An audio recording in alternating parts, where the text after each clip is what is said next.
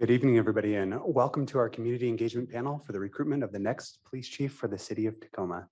My name is Ben Thurgood. I'm with the City of Tacoma's Continuous Improvement Division of the Human Resources Department. I'll be your moderator tonight. We'll give folks just a few seconds to have the Zoom room filter in for those who are joining us virtually.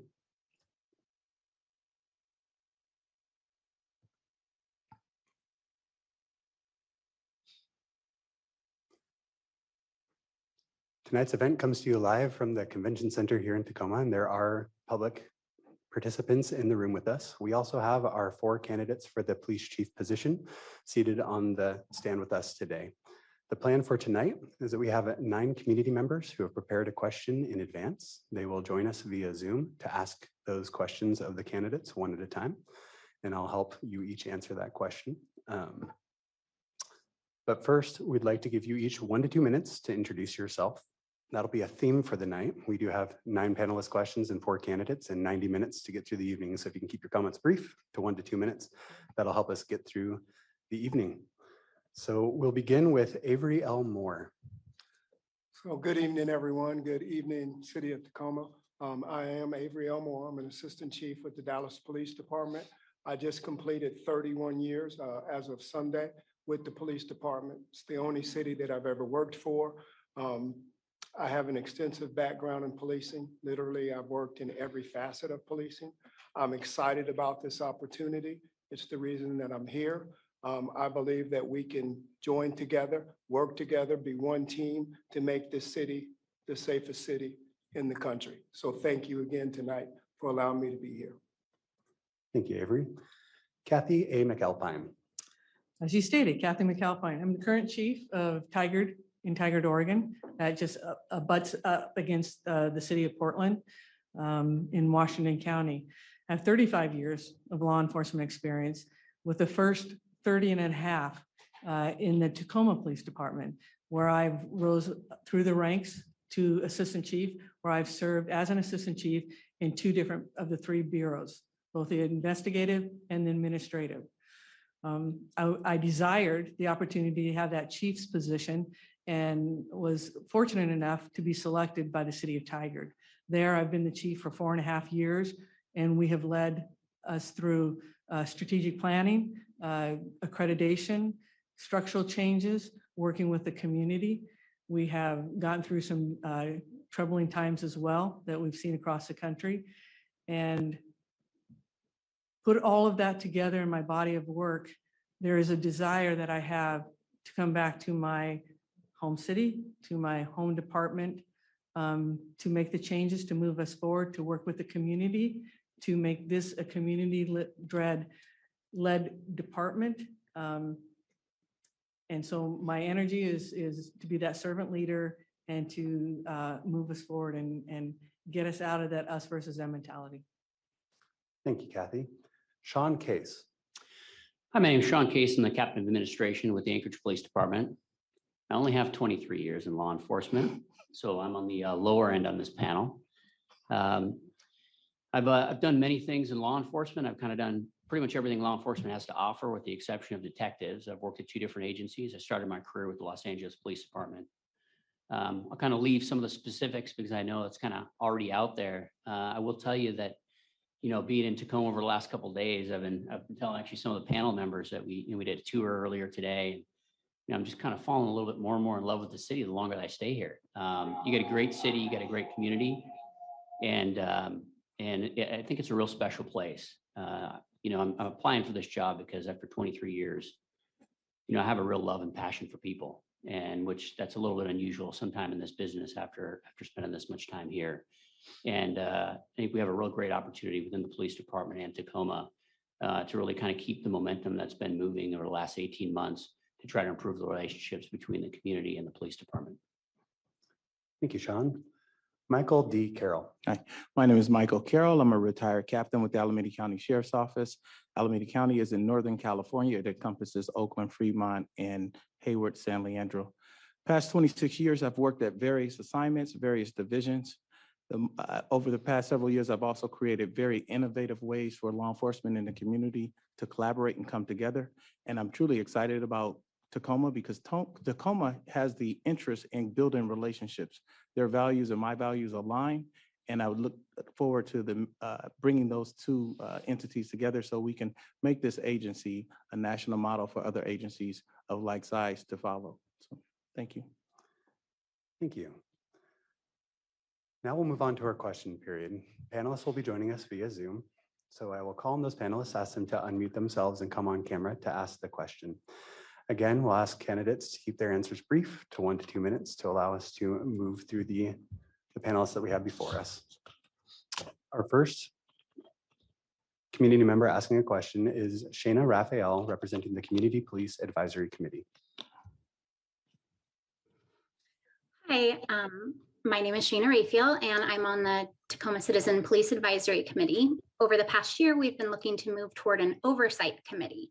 We have been and continue to collect more information and input from the Tacoma community to see what components they would like to have included in this.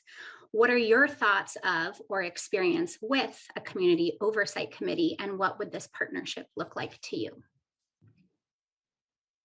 Well, Kathy McAlpine start. Shayna, thanks first for your service on the advisory committee. My experience with advisory committees in themselves is just that, advisory.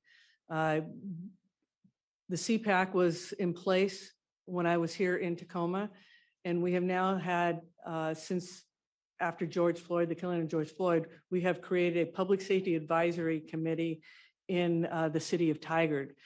And it is just a collaborated group advising me on recommendations for policy changes, looking at it from an equity lens, and having the dialogue, looking at data, looking behind the data, and having a very much a transparent and collaborative relationship.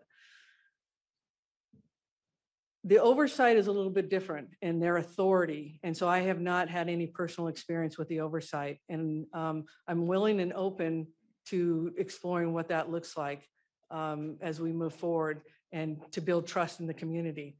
But I look forward to just collaborating with CPAC as we move forward on what that might look like. Thank you, Kathy. Sean.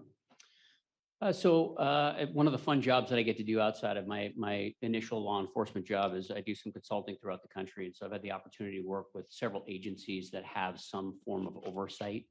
And there's generally 4 different types of oversight, all the way from just an advisory up to subpoena powers and conducting investigations. So I've had the great opportunity to implement policies and go through some fun adventures on implementing those types of systems. As it relates to Tacoma, I think a really good starting point is having that oversight that takes a look at investigations, kind of has a little bit more open access, because to be able to work with the community and look at the CPAC, or work with the CPAC to take what we do in the investigations, to give some feedbacks, to see where the community lies on how those investigations are conducted and what type of discipline is issued, I think is important. And from there, we can kind of grow it depending upon how that process works. But you kind of want to start at maybe a little bit of that lower end where the public gets to see some of that information, and we allow the police department to grow into the expectation that the public has. Thank you, Sean. Michael. I agree with both of my colleagues. I truly believe that having an advisory committee is the first step to building trust with the community, but the advisory committee has to comprise of people from various aspects of the community so that everybody feel like they have a seat at the table. Oversight is always good for just to get the perception of act as a barometer for the community, so that law enforcement can actually make sure that they're meeting the needs of the community, because ultimately that's who we serve, is the community. So we want to make sure that they have a voice, and we're moving in the right direction. And Avery. So as it relates to oversight, I do have experience with it. We do have a Citizens Oversight Board in Dallas. It's relatively new, about 2 years. I work directly with the moderator. Her name is Tanya McClary. She and I have a great relationship. She's called when we have an officer-involved shooting, when we have a death in custody, and when we have anything that's kind of controversial. She comes out to the scene. She does the walkthrough with us. She gets to listen to the testimony, As we go back and we review tape, she's there with us reviewing the tape. My team puts together the executive summary for the chief. She's involved in that process as well. So she sits there as we analyze the video that we're about to release. She asks questions and she takes it back to the team. Her team was comprised by city council, so she works directly for them. So her authority comes from them, but we have a great working relationship. It's something that I believe in because I know it works. It allows us to be transparent with the community. They're very receptive of it. She's been very receptive of it. So we have a great working relationship, and I look forward to a relationship here in Tacoma. The community wanted it. City council wanted it. Little pushback from police simply because we don't like people looking at us. But we realize now that that was the best thing for us because it really does show transparency and accountability, and it builds trust in the community. Thank you, Avery.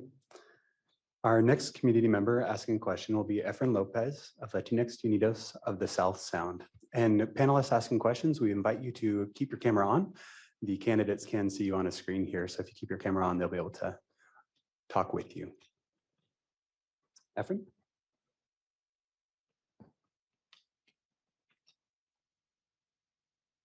Good evening. My name's Efrain Lopez. I'm a community member with Latinx Unidos of South Sound. I'm also a civil service commissioner with the neighboring city, City of Milton. I'm also a public servant. I work for Port of Seattle. I recently volunteered on a commission police task force on policing and civil rights in my organization. My question for the panel is, how will you address the underrepresentation of the growing Latino community in the officer ranks, new recruits, and in the department administrative staff? Also wanted to share just some demographics of the Latino population here in the state of Washington. It is at 13%, Pierce County 11.4%, and in Tacoma 12%. And please be specific on how you will address the underrepresentation of the Latino. Thank you. Thank you, Mr. Lopez. We will begin with Sean Case. So one of the challenges when we talk about increasing, specifically to your question, the representation of Latinos within the Tacoma Police Department is we all know, or hopefully we all know, that representation matters. And when you have a small number of officers representing the Latino community within the department, those are your best recruiters. And so starting that process and getting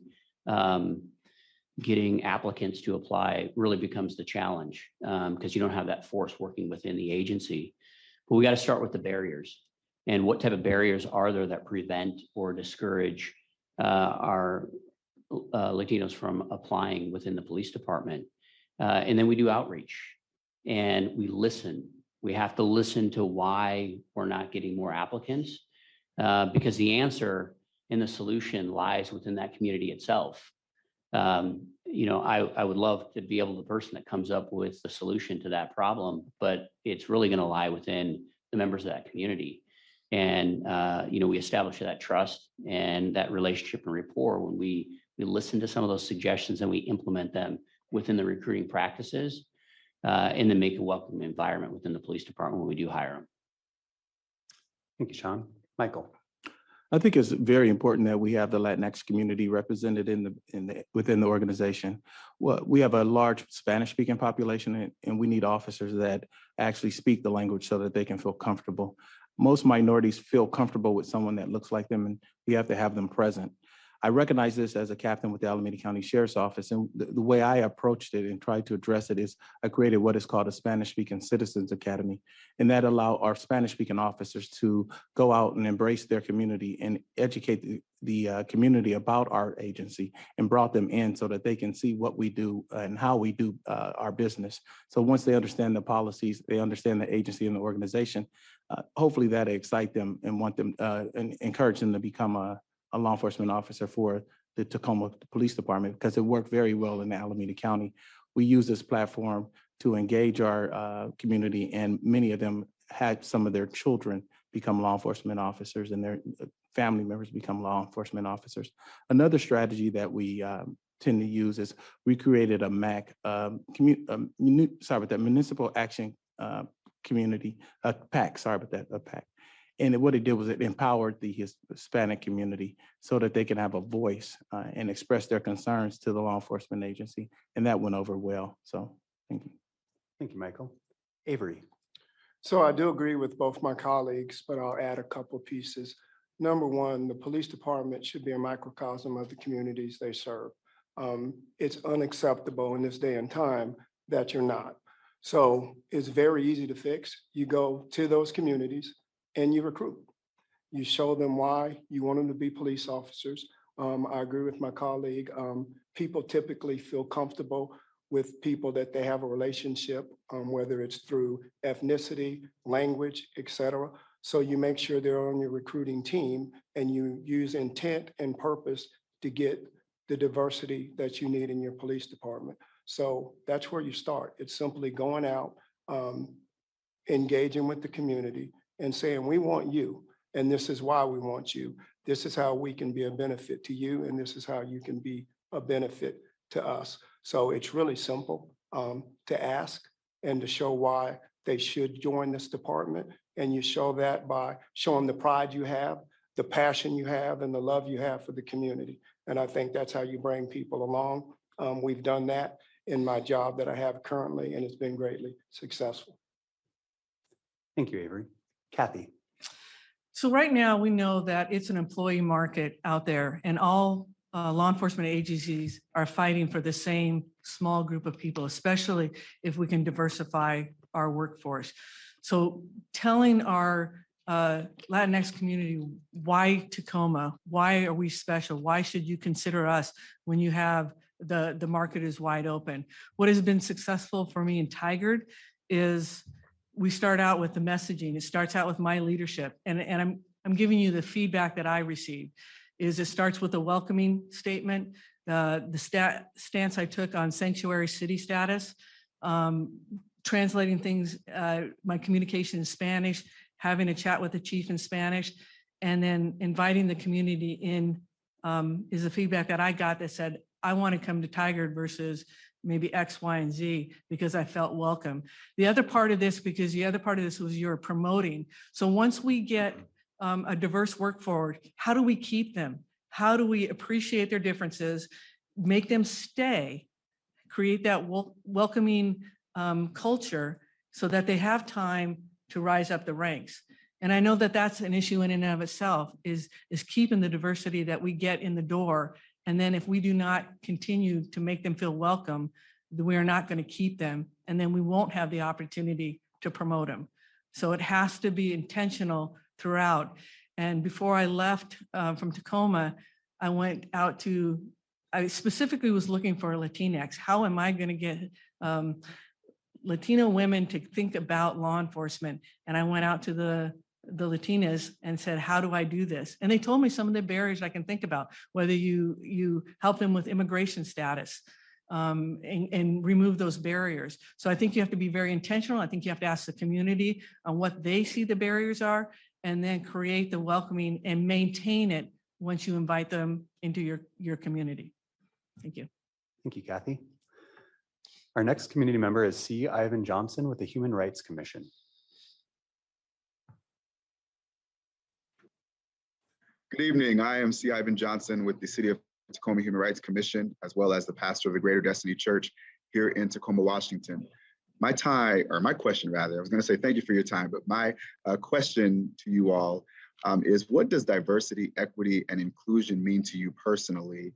And how would you employ a strategy that would further establish diversity, equity, and inclusion within the police department? Thank you, C. Ivan. We'll begin with Michael on this one. Diversity, equity, and inclusion is extremely important. You want everyone to have a seat at the table. You want that diversity embedded throughout the entire agency. And you also want to be able to feel included. Equity, you want things to be equitable across the board. And over the past several years, I've done this within my agency by creating a cultural humility course, which includes diversity, equity, and inclusion, because I want everyone to understand each other and why it's important to have diversity in a law enforcement agency. When you have diversity, it actually helps with morale, it helps with building relationships, and it helps with trust. When everyone feel like they have a voice, which means inclusion, when you feel like you're included, you feel like you have ownership. So it's very important. You want your officers to feel like they're part of the agency, and you also want your community members to feel like their voice is being heard. Diversity, equity, and inclusion is the thing that we have to address as a society so that everyone can have a seat at the table and feel like they're vested in the safety of our community and the progress of our community. So it's very important. Thank you, Michael. Avery? So diversity, what that means to me is really just an appreciation and value of cultural competencies.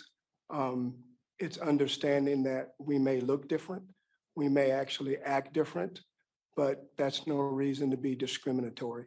It's something that should be welcome, which kind of touches on inclusion. A lot of times we define inclusion by saying it shouldn't be exclusion, but inclusion really is what it is. You're going to be included in the process, the decision-making process, the planning process, the strategy process. And as it relates to equity, that's about fairness, how you treat people, how the process treats people. So that's what it means to me. Again, diversity is adding value to people. Equity is fairness in how you treat them. And inclusion is, do you really include them in the important decision-making process? Thank you, Avery. Kathy? Rather than be redundant, I'm going to build upon what my colleagues have said and take it a little further when you're asking about within a police culture. We have subsets, we have camps, we have divisions, like-mindedness. We want to see something similar and we support that. So how do you break that mold? How do you appreciate the differences, capitalize on them, let people flourish in the organization so that they feel confident that they could bring an ideal forward and that it is supported. Inclusion is you not just go to the dance, but you are dancing, unrestricted, nobody's looking at you, and you feel free to be who you are. And that when we look around, we like what we see. Tacoma is so diverse in its history and the people that come here. And when I tried to seek it out in Tigard, it was more difficult. And then I really learned to appreciate what all of Tacoma has. And so we want to bottle that up, bring it in the department, but then continue to allow people to be themselves. And it's okay to be different, whatever different looks like, and support that and let them be themselves and not be isolated, not be judged. And because we have a tendency to do that. And so creating a culture within our organization that embraces all of the DEI has entailed. Thank you, Kathy. Sean? To me, diversity, there's several different ways to look at it. The obvious way you look at diversity is gender, race, sexual orientation. Those are all different ways that we can look at diversity. We can also look at diversity, just diversity of thought, how you were raised, where you were raised, the experiences that you've had in your life, and all of that entire aspect of diversity is important when you're talking about and delivering police services to a large community like Tacoma. Equity is different from equality, right? Because if you have a process that's the same for everybody, that doesn't mean it's equitable to everybody. There are barriers that are up. So a good example is, we look at, particularly in law enforcement, we look at like SWAT selection processes, for instance. And we look at some of the tests that we do for SWAT selection processes, and it's fair because it's the same for everybody, but maybe some of the tasks that we have some of the candidates go through isn't specific to the job, and also is less likely to be successful, particularly for our women candidates. So it's not equitable to that candidate for that process, even though it's fair. So we want to make sure that our processes are equitable across the lines. And inclusion is really, to me, it has to do with creating that environment where we utilize the diversity of the group, right? Where everybody feels as though their experience, their background, their history, their knowledge that they have, that they can bring it to the table and use it, and that we hear it and that we accept it, and that voice matters. Thank you, Sean. Our next community member asking a question will be Troy Christensen with the Rainbow Center. Troy? Good evening. Thank you for having me. My name is Troy Christensen. I'm the Executive Director of the Rainbow Center in Tacoma. Our mission is to educate, advocate, and celebrate with and on behalf of the LGBTQ community of the South Puget Sound. The question I have is, given the gap between Black and Brown people, including Black and Brown trans people, and the police forces really anywhere in our country, but obviously specifically Tacoma, how will you establish a police force, policies, and an environment that will begin to bridge that gap? We'll have Avery Moore begin. So it starts with something I've been consistent with saying, communication. You have to invite everyone in, going back to the word of being inclusive. That's inclusive of everyone. As it relates to the LGBTQ plus community, I had the opportunity to speak with a young lady this evening, and I told her I would love for her to come and be on one of my advisory boards. We have to work together. I wanted her to feel loved and included because that's the type of chief that I am. So that's how you bridge the gap. You let people know that we're all in this together. Everybody is acceptable or accepted at my table because I'll bring the table to you. I'm really into community policing, and that's really is inclusive of everybody. I believe it's going to take all of us to change Tacoma in the way that we want it to be changed. Not that it's bad, not that it's broken, but there is a lot of challenges, a lot of room that we can improve. And again, it's just about communicating, having honest dialogue about how we can push forward. Thank you, Avery. Kathy? Troy, thank you for the question. And I would say I would want to use our communities as our best advocate. So if I go and reach out to the LGBTQ community and help me recruit, help me make sure that I'm inclusive. If I use a reach out to Ministerial Alliance or Black Collective to partner to make it inclusive so that they trust the police department. And so they are my biggest recruiter, saying, you know, their youth of today, you want to be in this profession. They see it as honorable, noble, and you want to be this. And we want you in the community to be our guardians. We want to see you in that uniform. And so it starts with working the outreach to build the trust to have in this police department so that you can be our best advocates and recruiters in making this a very diverse department. Thank you, Kathy. Thank you. Sean? So I'll use a recent example. We have a policy or developing a policy that has to do with arrest transportation and then jail facilities when we arrest a member that's transgender. And so we created a skeleton, or I created a skeleton policy, you know, based on some best practices, and then reached out to the community organizations that support the LGBTQ plus community. Gave them access to that draft report and had them mark it up and comments, questions, and met with them multiple times to try to revise that policy. Because, you know, what we've seen over the last 5-6 years is we're increasing our understanding, our knowledge, our openness, and our acceptance. And so this particular policy was originally drafted 5 years ago. What we see is that the more open we are as a community, the more things we know in our learning. We want to make sure that the policy evolves, so we're using the right language. We're being appropriate in the way that we apply that policy. And the concern with the policy is that we want to, if we arrest a member of the transgender population, we certainly don't want to be re-victimized throughout the process. And so that's why we reach out and try to have their inclusion in that particular process. Also have invite them into the academy so that they're part of the learning process when we have recruits that walk in the door just about for day one. Because it's a very important community that we have contact with on a regular basis. And like I said, while it changes and evolves, because I believe that the community is more accepting, we want to make sure the officers are on the cutting edge of that. It really breaks down barriers when we have contacts with the LGBTQ plus community. Thank you, Sean. Michael. And I agree with each one of my colleagues. I would also add a component of education, taking time to learn about the LGBTQ community. I recently had a male that was transitioning to a female actually appear at one of my lineups to educate my officers on that, on the transgender community. And he spoke about things that were considered procedurally just, and how to be treated fairly, how to be given a voice, and how to be seen as an individual and not just use implicit bias towards him. So it's about educating the officers, educating the community, so that we can, when we know better, we do better. So. Thank you, Michael. Our next question comes from Alma Villegas of the Commission on Immigrant and Refugee Affairs.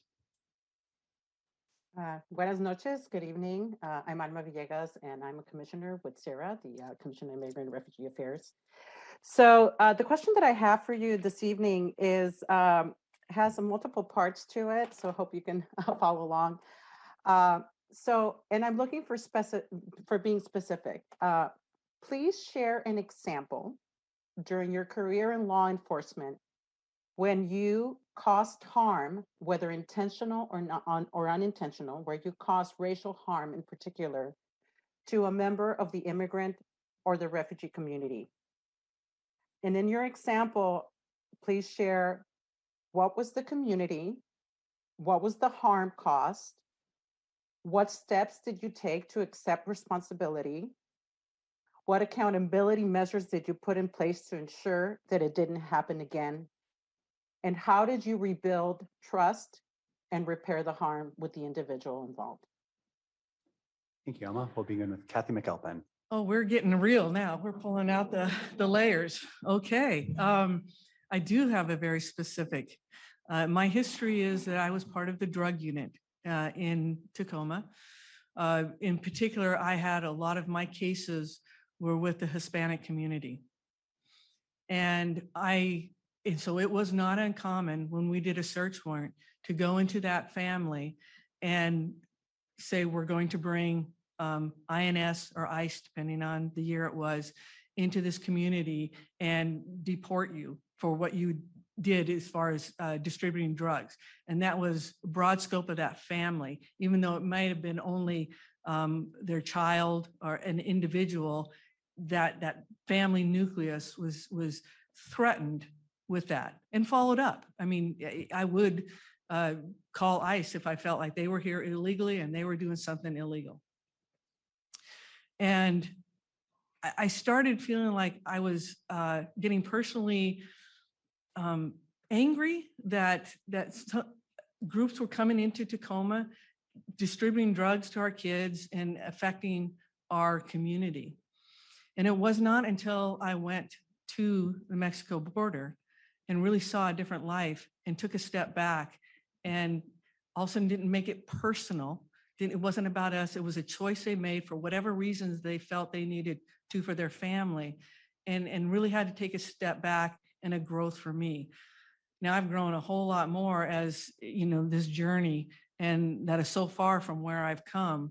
And so how do I repair it is my own growth, my own acknowledgement of that's the tools we used at the time, and that we could do it better. The harm that it still would cost our community, and how we move forward is we don't have those relationships. We don't impose that harm now.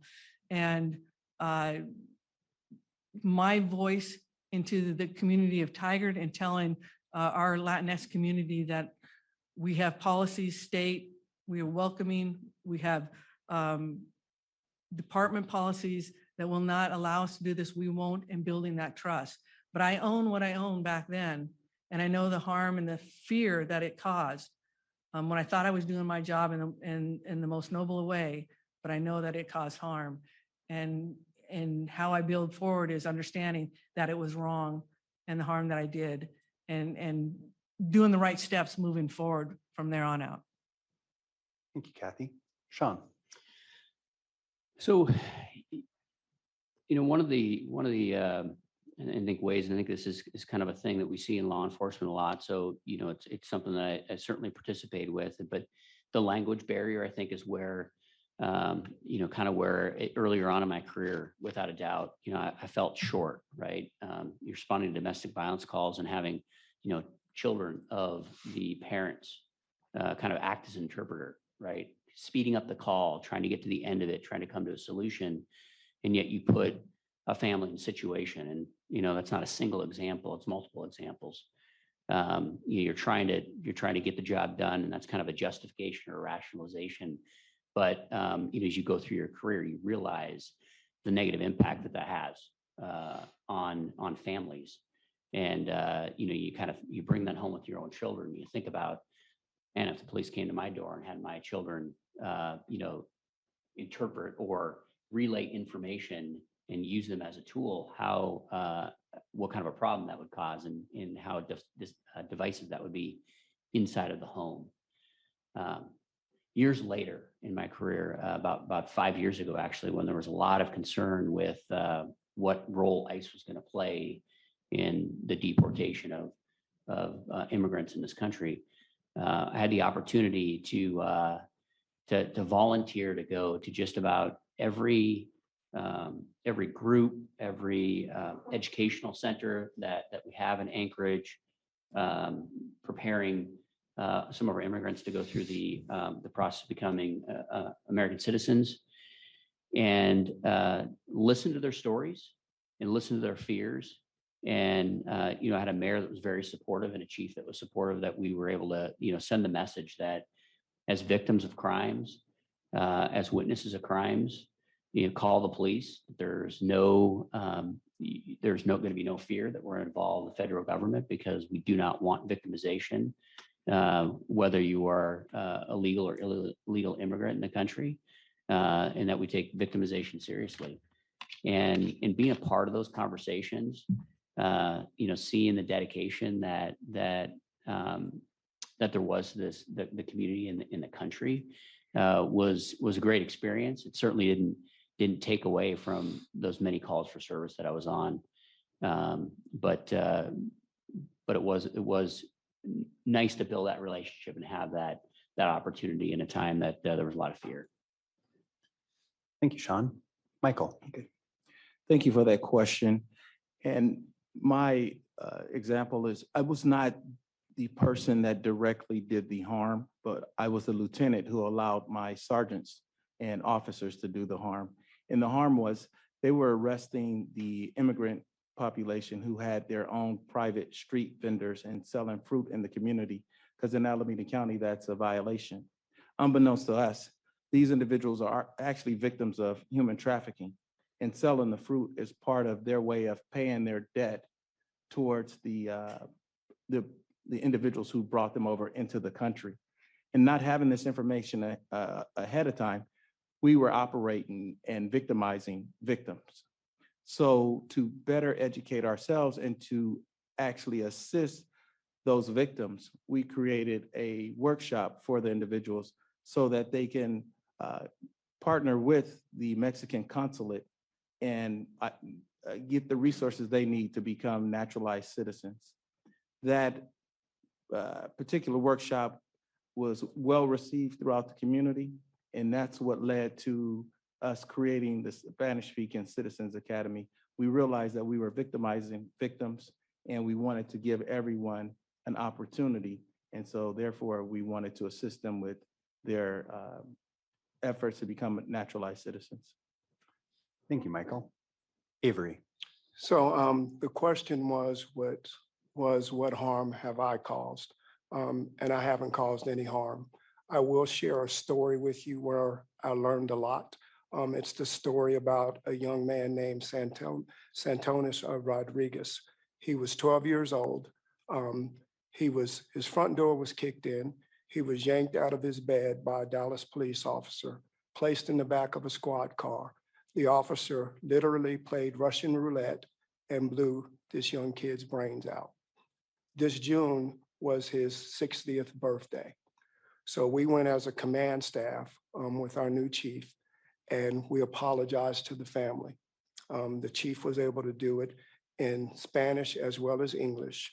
And we wept together, we cried together, and we accepted responsibility for the first time in 48 years as a department for this kid's death. And what I learned from that was the power of healing, that you have to hold yourself accountable and it has to mean something. And when we apologize for the action of an officer that I didn't even know, because 48 years ago, I was only 7. But the relief that I felt and saw that day has changed my perspective on community policing, has changed my perspective on why you need to really be legitimate with community members. And again, just the power of healing that you can't explain. And because of that, we have a relationship that's strengthened with not only that family, but that community, because that entire community felt the loss of that kid. His coaches spoke that day about what a great soccer player he was. His teachers spoke, and it was just a day of great healing. So that's what I've learned, and I'm really proud of that moment. So thank you for the question. Thank you, Avery, and thank you, Alma. Our next question comes from David Schrodell with the Downtown Business Partners. Hi, everybody. Thank you for your time today. My name is David Schrodell. I'm the Executive Director of the Downtown Tacoma Partnership and Vice President at the Tacoma Pierce County Chamber. The mission of the Downtown Tacoma Partnership is to keep downtown safe, clean, and welcoming for everyone. One of the things that we do is we function as a business improvement district that you may be familiar with in your communities, or in Washington State, their business improvement areas. So we work closely with law enforcement on addressing both nuisance issues and larger issues in downtown. One of the things we've seen over the last couple of years is how significant staffing has been reduced within the Tacoma Police Department. This has not been at the direction of the chief or anyone else. It's really been a staffing and recruitment issue that's been going on and trying to keep positions filled. Today, we're roughly sitting at a 15% vacancy rate with open positions throughout the entire department. This means that response times are going up and primary call responders are just working to keep up, zipping from place to place, and not necessarily understanding the situation they're walking into because they don't have the community connection that what I'll characterize as an old school officer on the beat would have. A couple of questions that kind of arise from this is, one, how does Tacoma differentiate and compete in the current labor environment to recruit great officers to serve the Tacoma Police Department?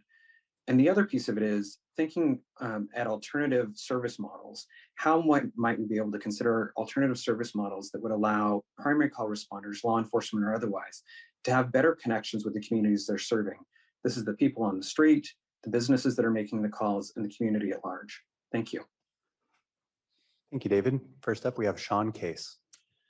So when it comes to recruiting, first thing that I think we need to look at is if we want to increase the the diversity of the department, the pool that we're going to be selecting from is different from what every other agency is recruiting from. That pool of officers that apply to police departments throughout the country, it's relatively small. It's the same pool over and over again. And it's getting smaller and smaller as we see the numbers and number of employees go down throughout the country. And so we need to widen our scope. What that ideal candidate is. We need to define what our ideal candidate is.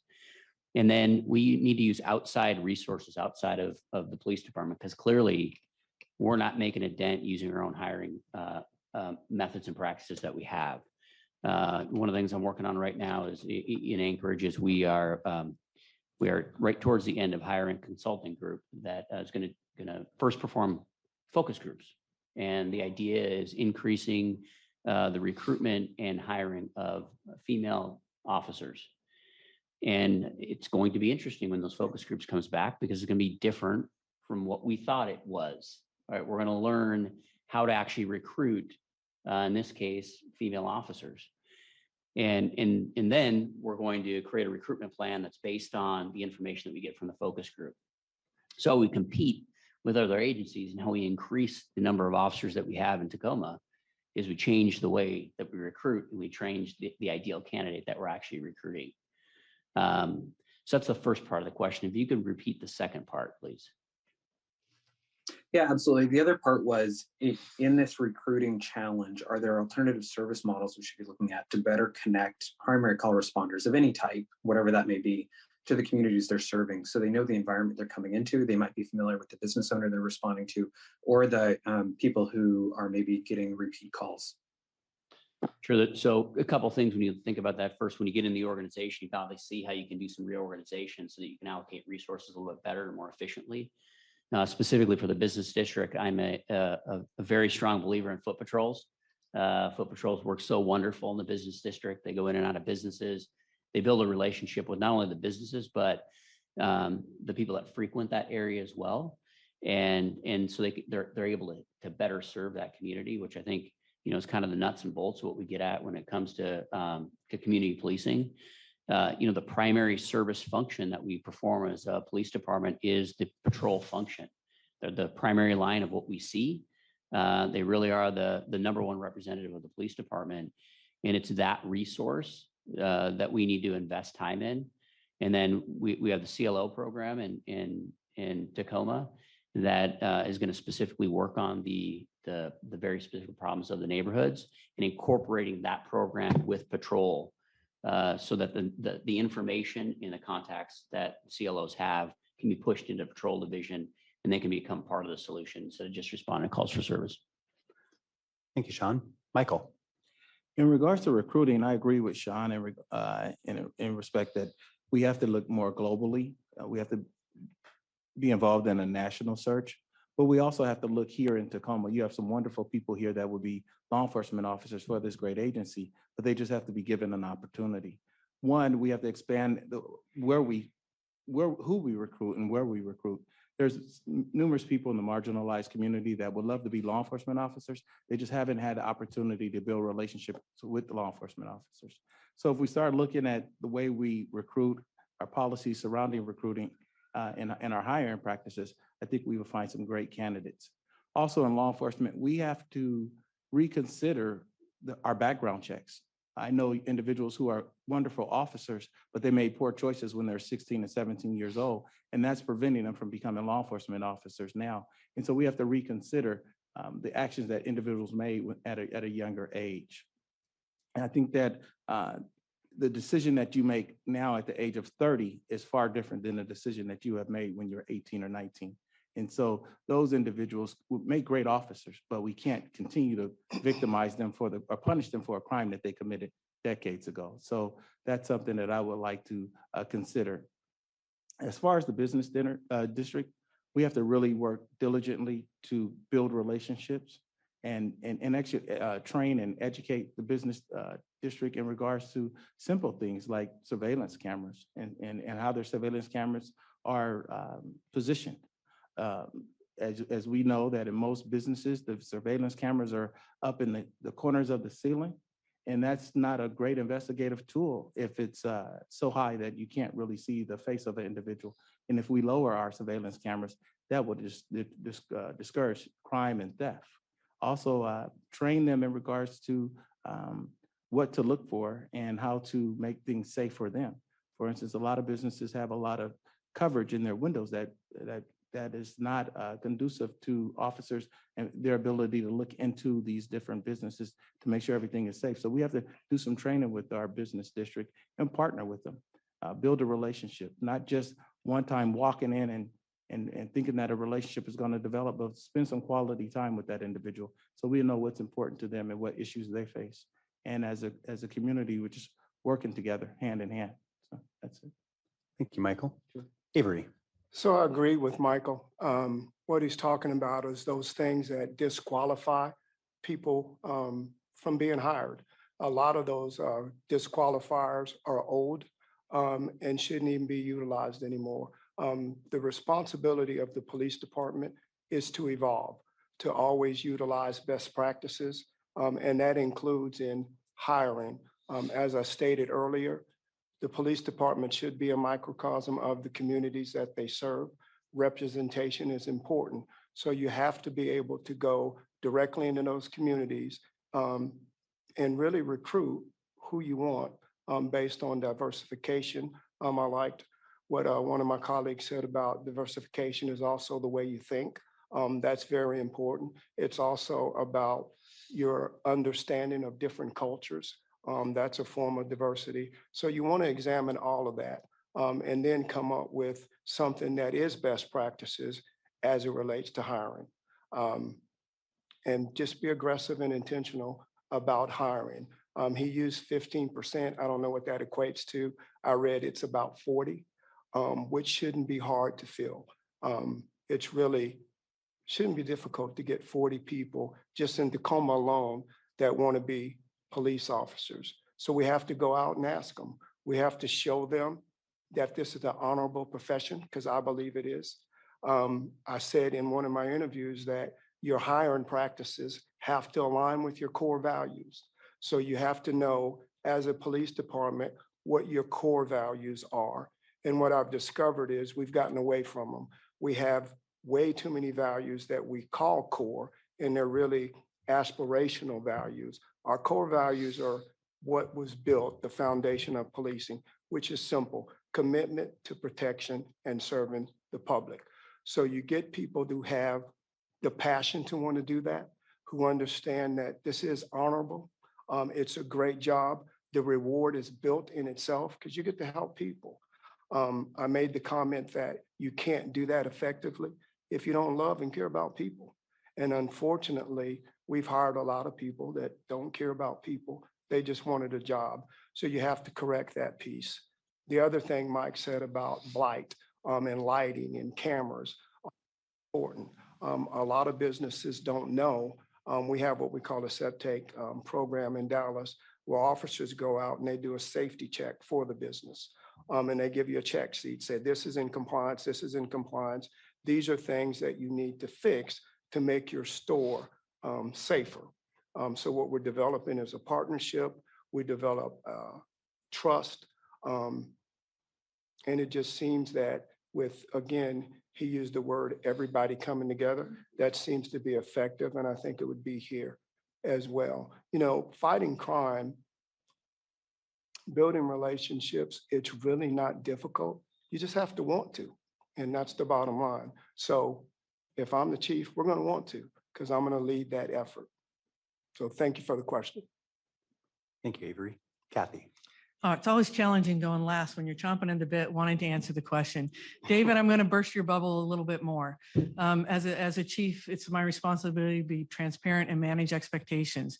The figures that you said, a 15% is probably likely much higher, as Avery had mentioned. Usually, traditionally, at the end of a year is a lot of retirements. And so we're going to see that number much higher before we start to actually build upon it. So managing the expectations, knowing that we have a lot to fill, knowing that it takes anywhere from 18 months to 24 months, if you're talking about an entry-level officer to be certified, trained through the training program, managing those expectations on how we're progressing. Laterals are a quicker turnaround. So, a balance of recruiting both entry level and some laterals and making it attractive here. We are paid well here. Thank you, City of Tacoma. That's an attraction. But you turn around and you see Seattle's who's offering $25,000 hiring bonuses. Again, I've mentioned that it's an employee market and where people want to go. Is it the department that's attracting? Is it the city, the environment they want to work at? So managing those expectations is key, first and foremost. The other part is how can we then bide some time as we're building up? This is a time to look at those alternative models. If we can take I think in the Matrix study, it was probably 8 to 12% here, divert those lower calls either to a community service office program who's non-sworn, or you look at the CAHOOTS model of mental health and homelessness and take those off their plate. We've bought time to really focus on the issues of making it safe in our community. The downtown, all businesses, the downtown we've invested a lot is vibrant, and we have to keep it alive.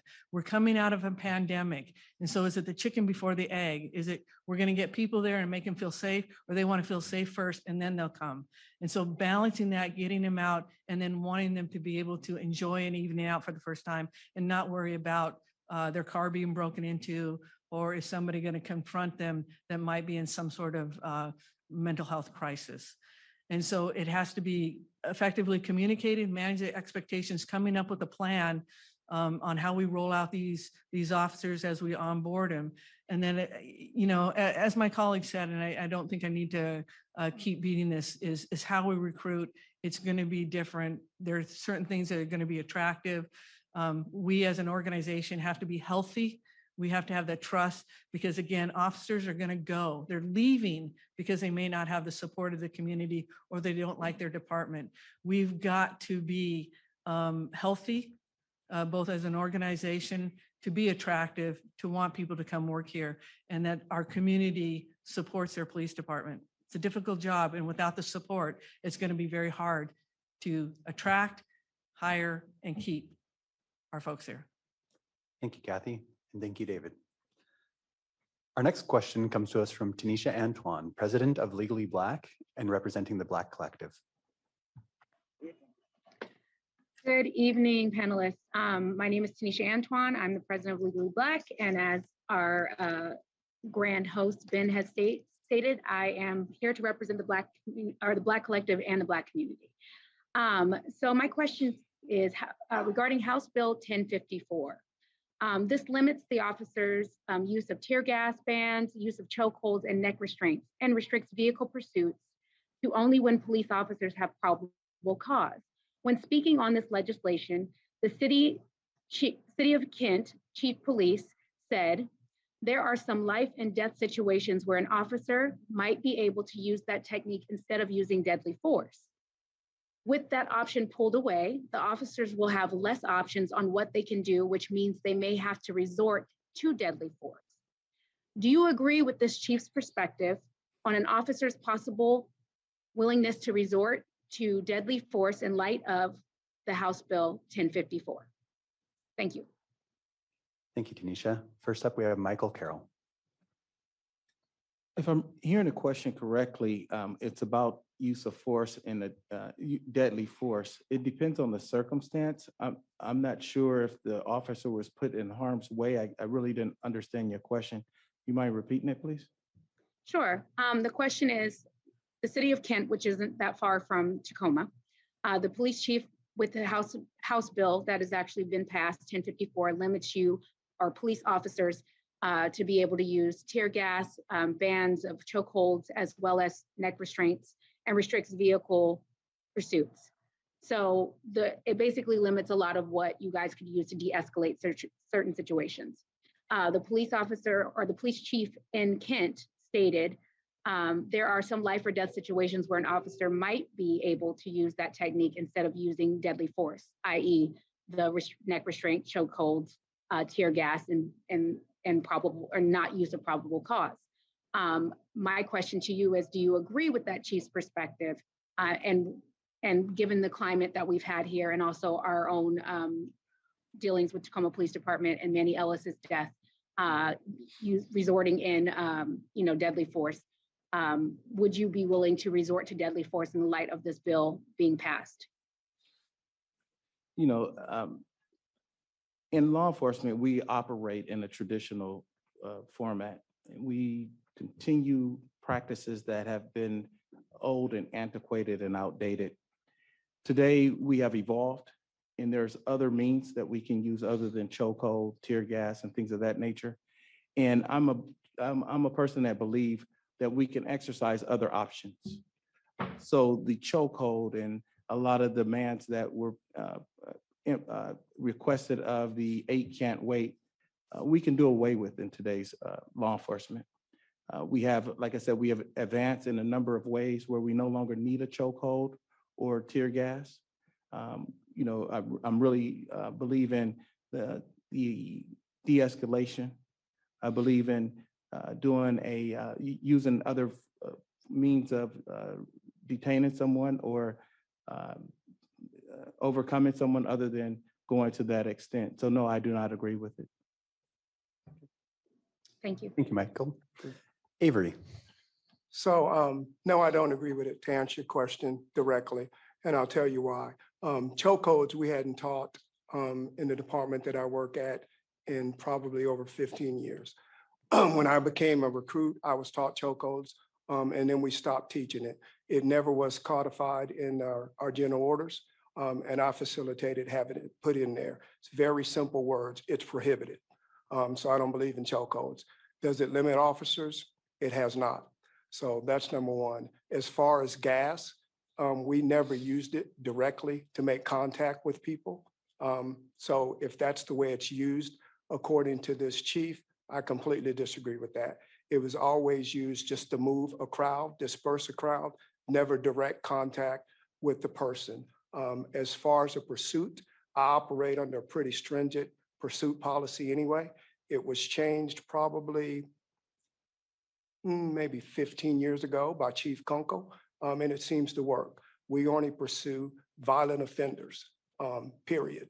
Has it limited it? No. We still make arrests of the people that need to be arrested. We still pursue the people that need to be pursued. But what we found is we've created an environment that's safer for the officers, because the reality is officers aren't good drivers. They learn how to drive in the academy, and it's a diminishing skill like every other physical skill. So they're not good drivers. We were losing lives of officers, civilians. So we really do have a stringent policy. So again, to answer your question, I don't agree with that, Chief, at all. Thank you for the question. Thank you, Avery. Kathy. No, I don't agree as well. The chokeholds or LBR in Tiger, what I'm responsible for is we had it in our policy when we were going through the accreditation process. So before George Floyd. And one of the things that the nice thing about going through an accreditation process is when you look at your policies and say, oh, we use this? Do we train on that? Oh, no, we haven't done that in 15 years. Accreditation will always tell you, if you don't train on it, you don't use it. So we took it out. Fast forward, probably a year later in George Floyd, and the conversation about chokeholds was there. And we don't have it. We don't authorize it. The only thing I did, because as your policies become public, is the community said, we need to see you say it. We need it in the policy that says you are not authorized. So oftentimes our policies don't talk about the negative, that it doesn't. We don't go through all those parameters. But I understood the importance of actually having it in writing that says you are not authorized. Now, I think what I'm hoping my colleague was trying to say is, if your life is on the line, all bets are off. What it takes to survive, and you have to be able to explain that. We don't hit people over the head with flashlights. That's deadly force. If you're in a fight and that's all you have because you cannot reach your tool, and you end up disabling somebody because you're being choked out, and yes, that did happen, and you use that, you have to be able to articulate it and justify it. So whether you're trying to say there may be an occasion where there is no other options because I've lost any of the tools that I had, possibly, but simply saying it should not even be, it's not taught, it's not authorized. And so I get away from it. Vehicle accidents are high liability. Pursuits are high liability. And we are a very dense city, both here in Tigard and both here in Tacoma. And it's a very risky with pedestrians. You talk about our unhoused people that could just jump out on the streets. So it has to be risk versus reward. You have to be able to articulate it before you even initiate it. And then a supervisor should get in on there and saying, if I don't know what it's for, you cancel it. And so having strict pursuit policies is a must just from a risk management standpoint. And as far as the gas is only in those riot disorderly response is a tool. And as we've seen across the country, the policies are very strict on even when to apply that because it can be harmful in certain situations and where you aim those and how you deploy it. And so that's one we would have to peel back and say, is that really necessary to have that, or in very strict conditions that we want to have that? So thank you for the question. Thank you, Kathy. Sean. I'll make it unanimous. Say I don't agree with that. And I'll try to be quick because I think we hit a lot of the points. When it comes to the vascular restraint or carotid or chokehold, whatever you want to call it in your jurisdiction, there are many agencies throughout the country that don't have it or has been at deadly force by policy for many years, and it hasn't increased the threat to the officers. I certainly understand if you've been using it and now that tool is taken away the initial reaction, maybe that you feel that way. But the fact of the matter is there's plenty of data points that would indicate that that's not going to increase the likelihood that an officer is going to be, forced to use higher levels of force. Pursuits. I will say that the tragedy in the pursuits that we've seen throughout the country over and over again, and I will say the tragedy is when you have somebody who is completely uninvolved, a complete innocent member of the community that ends up losing their life because there's a pursuit. And we really want to preserve using the pursuit to go after those violent offenders that themselves pose a higher risk than that pursuit. And if our pursuit policies are allow too much latitude, then we increase the risk to the public. And when we really need to go after that one individual, we're not going to have the support. And so we want to maintain that integrity of that policy and really limit to those serious offenders. I am not a fan of gas, particularly or even in crowd control situations. First of all, it's inappropriate to use target-specific projectiles that have any sort of chemical agent in it, because generally it's very hard to target a one, unless it's a very specific act that one person is doing, and you can target that one person. What we see in crowd control situations over and over again is that we hit somebody with a projectile that has chemical agent in it, that they don't rise to the level that force is justifiable. I also don't like using, general gas in crowd control situations. I don't like throwing objects into crowds and then those objects getting picked up and thrown around and injuring people. So I prefer to use tactics, and certainly recommend agencies using tactics that don't include gas. So I disagree with the statement that you said. Thank you, Sean. Thank you, Tanisha. Thank you. The next few questions have been provided to us by people in the room, by community members, and I'll be reading those questions. The following question comes to us from the Tacoma Area Commission on Disabilities. Individuals with disabilities are disproportionately represented in the criminal justice system and are twice as likely to be victims of crime. What is your experience working with individuals with disabilities within your police work, and how do you intend to address those disproportionalities here in Tacoma? And we'll begin with Avery Moore. So my experience is a lot, actually. It was Chief Rathburn years ago, had a sergeant who was a friend of mine who was shot and permanently disabled. His concern in his recovery was if he would have a job.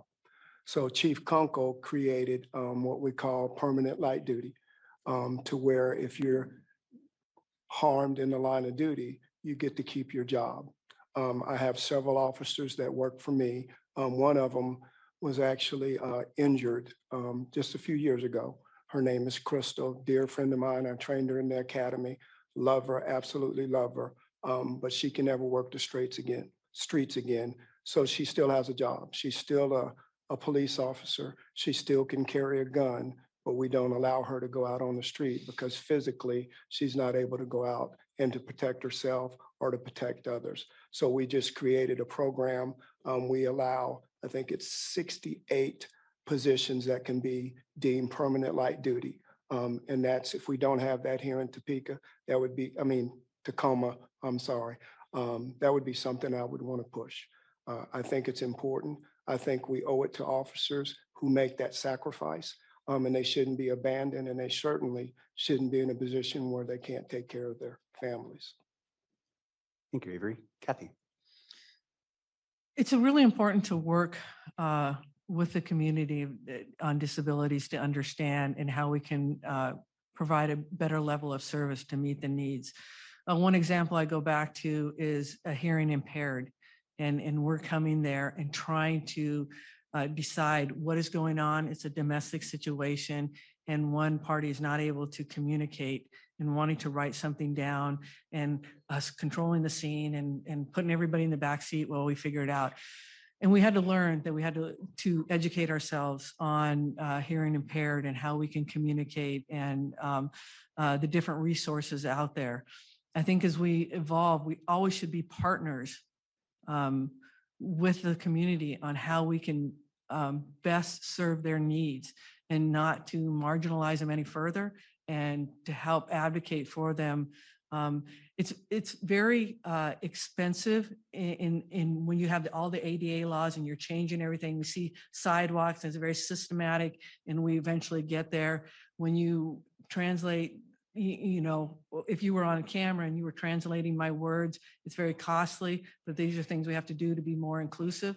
So I would look for working with this community on how we can better provide that service so that there is more inclusion and that we give them a better service product when we're coming to their aid and being able to not have it a barrier, but being able to give the service and understand to meet their needs.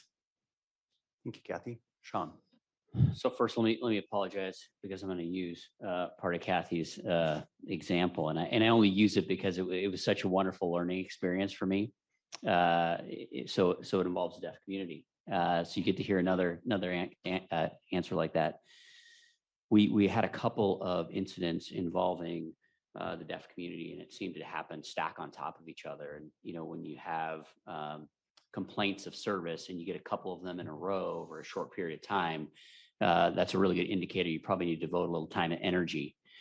And so I met with members of the deaf community, and you know, right off the bat, I started learning stuff. And so for some reason, and I have no idea why, but for some reason I thought the word deaf was offensive. Like I just don't know why I had that in my mind. And so I used the word hearing impaired. And when I was talking to the community, of course, they chuckle a little bit. And then they tell me, we prefer deaf or hard of hearing. We don't prefer hearing impaired. And of course, as soon as you hear that, you're like, right, impairment. I got it. Like, right. And so you start to realize the level of service that we can provide is probably off when like the very basic things we missed the boat on. And in that conversation or series of conversations turned into some policy changes and really some education. In fact, a couple of times a year, we still have the deaf community come in and do training in our briefings. They actually develop cards for us that we put in the visor so that if we do a traffic stop or have contact, we need like some immediate communication. We have cards available to us. We specifically changed policy so that it's a lot more lax on handcuffing in the front, which generally is a no-no. But when you're talking about the deaf community and you're put their only method of communication behind their back, the way they described it to me is it's like putting earmuffs over your ears and covering your eyes and your mouth and then putting you back of a car that's not very comfortable. How would that make you feel? It'd make me want to get out of that car pretty quickly.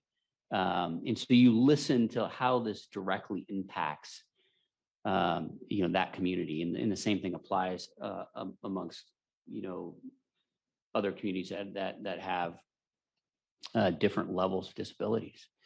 And so we changed policy, we increased training, we made awareness higher within the department, and it changes the interaction. And again, until you hear that perspective, it becomes really challenging to make that change. Thank you, Sean.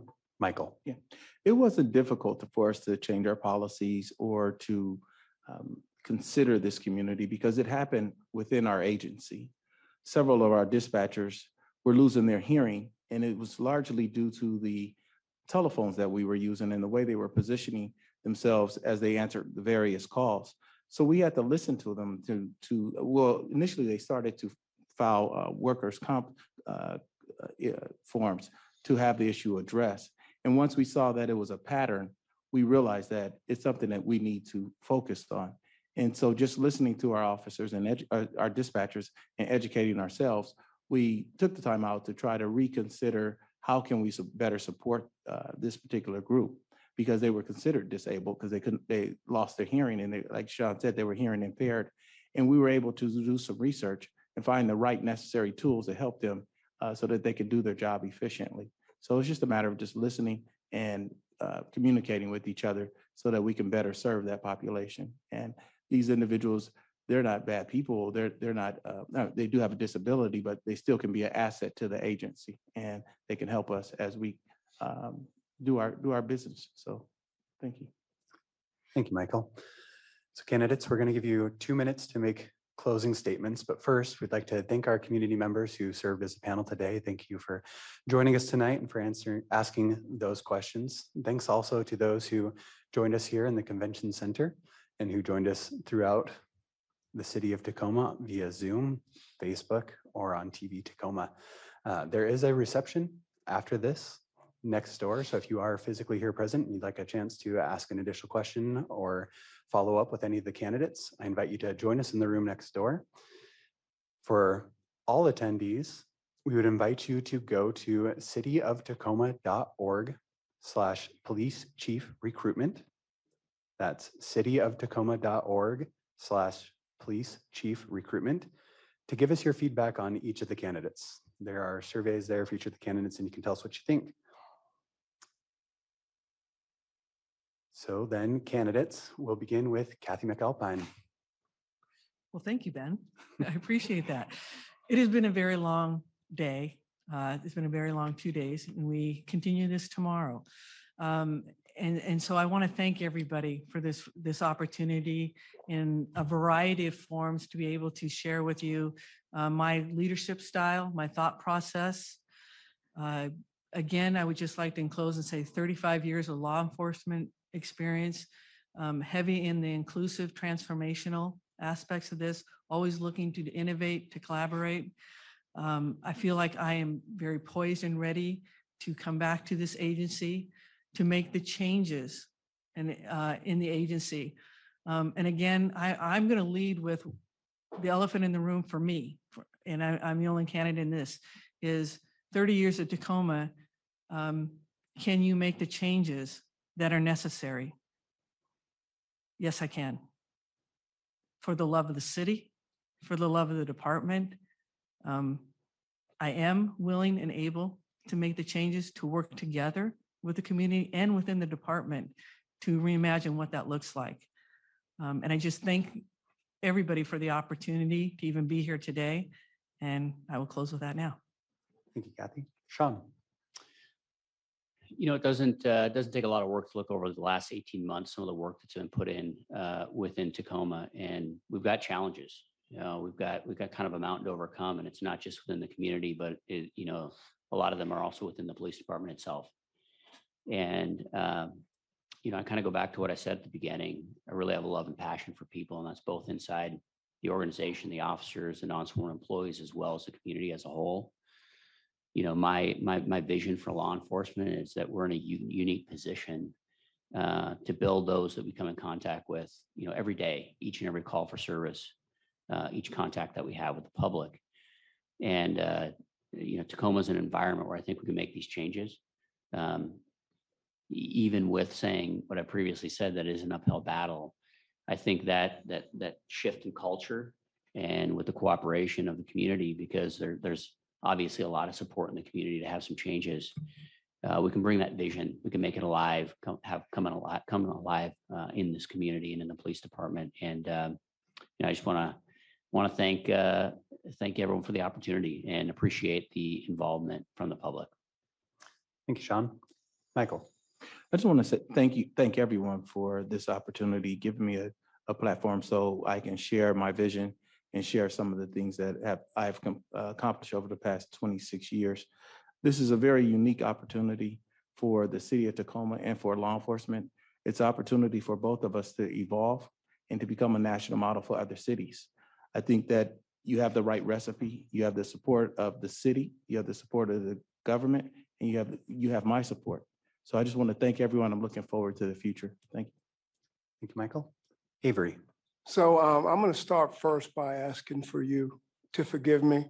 I said Topeka, and the reason I said that is I met a lot of people that knew T.C. Broadnex.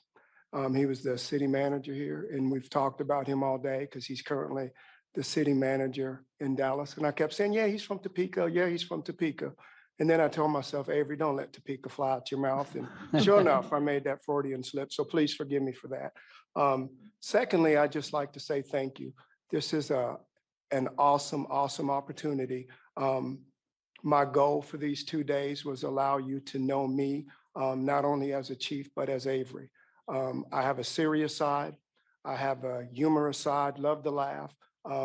I think I'm funny. My loved ones think I'm not, but so I just wanted you to realize that what you see is what you get.